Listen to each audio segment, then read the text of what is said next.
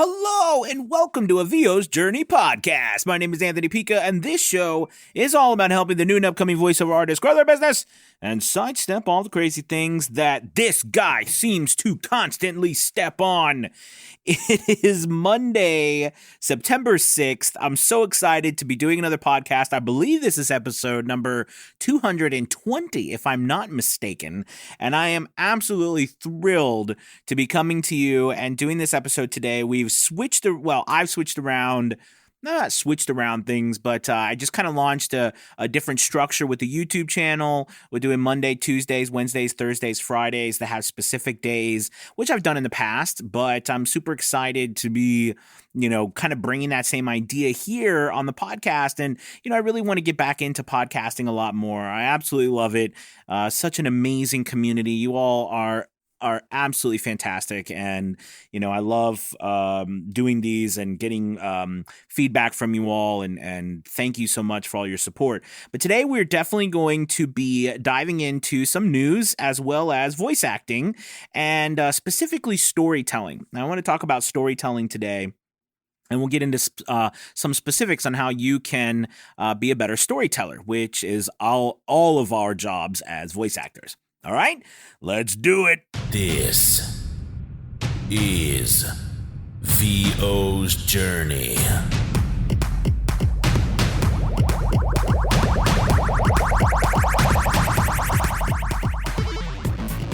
With your host, the incomparable Anthony Pica.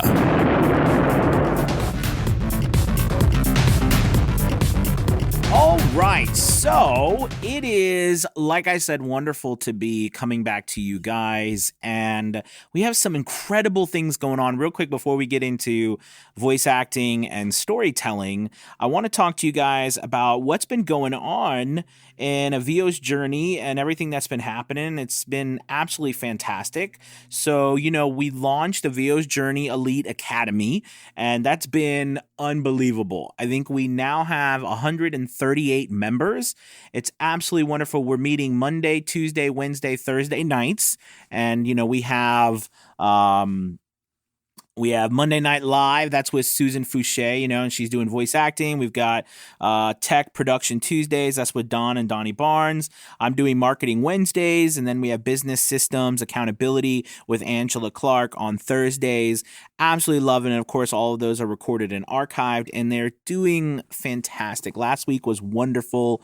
It was such a great kickoff week. And by the way, if you're interested in joining or checking it out, go to, there'll be a link in this description below, or you can always go to avosjourney.com, and it's like literally the first thing you see, or it's like learn more about the academy and stuff, or you can scroll down to, and there's another button you can click down below. But anyways, that's going wonderful. Absolutely love it. And, starting to think about the voiceover conference as well as the agency that we're working on. But, one thing at a time.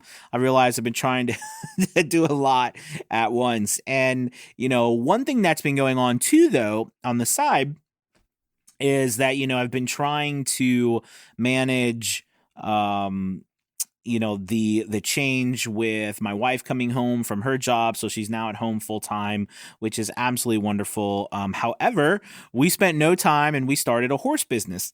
So we now have a horse business.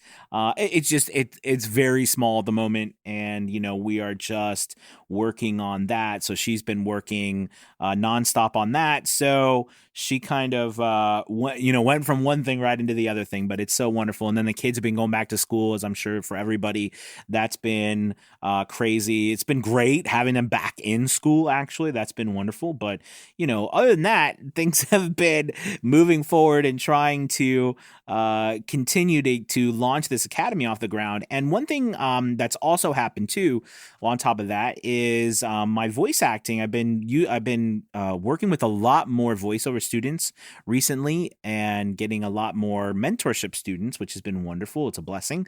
But one of the things that we're working on a lot is voice acting and getting into storytelling. And that word, I think, for me, whenever I hear the word storytelling, and you put it next to voiceover, it can be strange in some senses, meaning like, you go to tell a story. We think of a story as like, this, tale of fiction, or, this, the way we, a Disney movie starts off, once upon a time in a far off land lived a prince, that kind of, we're telling a story, a magical story. So when you put it next to voiceover, it becomes a little odd because, you're like, okay, Anthony, I'm trying to sell a bar of soap. How is that storytelling? Right? I think, or I'm doing an e-learning job on, how to put together a carburetor. What exactly, what story am I telling exactly? And I think that's what happens. So we often overlook the meaning of storytelling, I think, for us as voice actors, if we're not doing either longer, narration or fiction or traditional stories. But I want to talk to you about it today because I think that if we take the idea of storytelling and we insert with that subtext, then I think it takes on a new life and it gives us something to talk about. Because as a voice actor, when we begin to do a voiceover read, whether we're auditioning and we're trying to get more work or a client's hired us, the likelihood is that we will get some direction, but we as actors have to fill in the subtext. We have to fill in the gaps in order for us to be able to perform the voiceovers in a manner in which it seems like we are telling a story underneath the story. So that's what I like to call it. I like to call it the story underneath the story. Subtext is basically more the accepted term, but it's not just the words that you say, but it's how you say them. So adding the subtext or the storyline to what you're doing is paramount to your success as a voice actor. Perfect example is a lot of beginners or newer voice actors. They're reading a script like they're trying to make sure they say all the words correctly. The pacing sounds to them normal and they don't, stop or mess up a word or something like that. And they're going to throw in a little bit of inflection, some expression in there. Okay. But that's generally all when you're first starting out, your brain can hold, right? And, that is perfectly normal. The challenge with that is that you are unintentionally, because we always add subtext, no matter what we're doing, we automatically add subtext. Now, let me make sure I clearly define what subtext is in this capacity. All right. When I talk about subtext, I'm talking about the information underneath the words. So, I just wrote an article on subtext as well. Today's like subtext day, and I did a video on it. But I wrote an article and I was talking about the sentence, "The world is round." Right? The article was on authority. I'm sorry. Being more authoritative, right? Or how you can be more authoritative with your voiceover style. But this still applies with the subtext, right? So the world is round. Okay. So that's a statement. We all believe it. Okay. Hopefully. Right. And, when we go to say that the world is round, hopefully the way we are saying it, the subtext underneath it is that we believe what we're saying. There is no question. It is a fact. And it's made a fact by our statement, by how we say it. All right. I don't say something like, the world is round, or the world is round. I don't say it with a confused manner, right? I say it, look, the world is round. The world is round. Okay. I'm giving subtext to what I'm saying by how I'm saying it. Meaning that not only am I telling you the world is round, but I'm telling you I believe that the world is round. There is no question in my mind. I am confident that the world is round. I can still give that statement to you, but in a manner in which you would think, oh God, he's not really confident about that. And we hear this all the time. Like when we go, like perfect example, when we hear something or we go watch a presentation or we see somebody doing something or someone acting, or you could see someone presenting something and you could tell right away if they're not confident about something, okay? Or they're not quite sure. And what I mean by most voice actors get, unintentionally giving subtext, I mean that like they will unintentionally make it sound like they have no opinion about what is going on. Now, this is a tricky thing because in an audiobook narrator, the idea for you is to not give your personal opinion about the work, and that it can be true about what you're narrating in commercial work as well. But we have to give an attitude or an opinion, if you will, based on the subtext that you and I have assigned. So that's why I'm trying to say we have to assign that subtext, that storyline underneath what we're doing, even if like it's not about what we personally believe in or not. Okay, I mean, because that's not what, unless the directions or whatever is calling on that. But a lot of times we're either going to be given some sort of directions, some subtext, but 99% of the time we've got to fill in the majority of it. Like the character, who we are, who we're talking to, what we are trying to get across to them, the feelings we are trying to get across, how you want to make someone feel by listening to this. Right? Like, do you want to make someone feel supportive or supported or safe? Do you want to make someone feel excited? Do you want to make someone feel nervous? Or do you want to make someone feel like they got, there's a sense of a sense of urgency? Like all of these things. Do you want to make someone feel relaxed, confident, conversational? Like, do you want to make someone feel like you know exactly what you're talking about and they should trust you? Like there's all of these different things. And you notice that no matter what I say, I can take some of those terms like trustworthy or conversational or nervous or exciting or nurturing or friendly or goofy or cheeky or whatever words you want to attach to it, whatever adjectives you want to say, I can take those words, put them in the forefront of my mind, and then say any script. And my mind or my ability to relay those messages, we call it sensitivity in the voice or in the acting world, right? How sensitive are you, or how able are you to show sensitivity towards one emotion or two emotions or one idea, two ideas, etc. Right? What's that ability of yours to do it? And what you'll find is by taking those thoughts, that subtext, putting it in your mind, right, it automatically helps you focus on the right thing. Now, you probably have heard me say this before when I work with voice actors and stuff. I was actually talking about this morning with another mentor student of mine. But, when I was coaching actors for the stage, a lot of newer actors, beginning actors, it would always, inevitably be like, like, I don't know what to do with my hands. I don't know what to do with my body. What do I do with my feet? You know what I mean? And this is while action is going on or somebody's talking or something on stage. And, the answer to that, no answer I would always give is, well, that's because you're focusing on the right thing. Like, see, like the obvious answer, or what you would think, is someone would say, oh, well, you should be doing this with your hands, or you should be doing that. But see, that's not what I would say. And I would say that because, all of us are going for trying to be more naturally us. Okay. So so what I would say is you're focusing on the wrong thing. You're focusing on your arms, you're focusing on your legs, you're focusing on all these other things when you should be focusing on the subtext.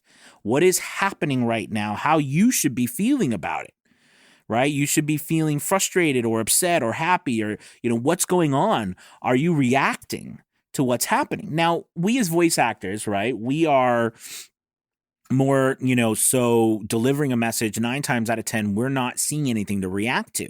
But the funny thing is actually most of the time, and I would say again, 9 times out of 10, we're doing some sort of video narration, right? We're narrating to some video, whether it's e-learning or whether it's a commercial or whether it's an explainer or whatever it is, right? We're usually narrating to something. So in essence, we are not the primary, we're secondary to the images. But the point I'm trying to make is that, we should be focusing on the right thing as well. And that should be what subtext, what message, what story, what idea are you trying to relay underneath the words that you were saying. And if you put that in the front of your mind, that gives you, I think, some tools, that gives you some fuel to be a better voice actor, or at least have a purpose for what you're doing. And then you have a point of reference to practice, right? Because a lot of times when someone tells you to go, you need to practice your voice with voiceover scripts, you're like, okay, so what do? You go and practice, and 9 times out of 10, again, you are practicing trying to make sure that you have a steady pacing, that your words aren't screwed. And by the way, so when you read it, it's boring, so you try to add some extra inflection or expression in there, again, so it sounds to you at least a little bit more interesting. But there's never any meat to it because everyone listening can tell that you have no opinion about that. Okay? And that's not what we are multi-dimensional people, multifaceted people. It's not just one, size fits all, meaning that I need to have some sort of opinion from you, some sort of attitude from you, some sort of character, something that gives me more than the blanket words.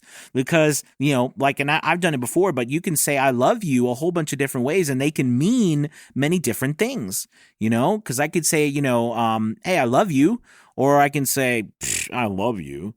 You can say it different ways and it means something different because that's the subtext I add to it that gives you the knowledge you need to determine, okay, how should I think about this? How should I feel about it? Do you see what I mean? So when you are trying to, up your game as a voice actor, taking this one tip, the subtext idea, and putting it into your mind will help you automatically give more meat to what you're doing, like more purpose, right? And that will change the way you deliver voiceovers forever. Now, a quick note about subtext when it comes to how do you come up with it. That's the thing. I mean, a lot of times you will get directions. But the directions could be like, I really like your voice. Can you please make it, happy, or, upbeat, fun? Okay. Well, that's some subtext. When you have those words, right, you've been given some subtext. I mean, they're broad, but, you can add a little bit more. What does that fun mean? What does the happiness mean? You read over the script, right? You look at it, you might even add a couple more words, but you get a couple, stick them in your mind, meaning that when you start to read the script, your goal is you're not focusing on how well you read the words. You're focusing on how well do you feel like you're getting across the message or the subtext from the words. And if you focus on that, that will give you a leg up, I think, and you'll find that you'll actually be able to say the words better because you won't be focusing so much on, did I say that word right? Did it sound okay? You're actually focusing on what you are meaning while you're saying these words. And that changes your mind, it changes your focus. And honestly, when you change your focus and you put it on the right thing, like what message you're trying to actually get across, just like I told my actors, the rest will take care of itself. You won't even have to worry about it. And then from a practicing standpoint, you can actually practice the emotions, how to get across the emotions, or, when sometimes we talk about tones, like conversational, authoritative, nurturing, these